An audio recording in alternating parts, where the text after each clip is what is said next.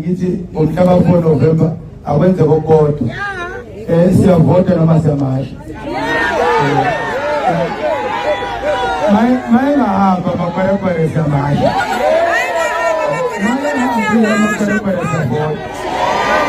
umhlaka 30 sowadlula sesibheke manje ngomhlaka 4 senza kodwa nina nithini siyavota noma siyamasha until we win again. Right, so mfathingiro sesibona naye shashazi ngathi ukushube kakhulu nje wadizwa ke unganza ukuthi lapha nophara umthakathi wayisho lento ukuthi hayi bafana bonlongo this year it is very possible ukuthi uvota kuzoma. It is very possible uma kuthi government keep ignoring this illegal immigrant issue. It looks like it's gonna stall everything. It's gonna go to me. I'm just happy to see abantu putting themselves first.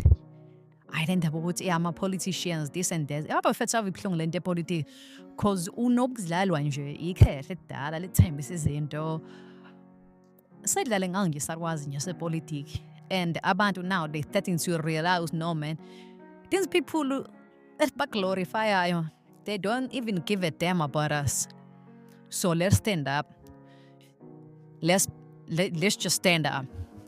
And ama possibilities othi ngavote kulo nyaka maningi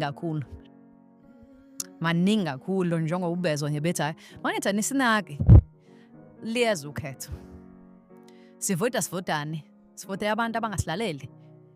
We're not voting kusho insizwa lezi. So it's gonna say it is what it is. Doesn't come from me, it's come from the people. As you can hate yourself.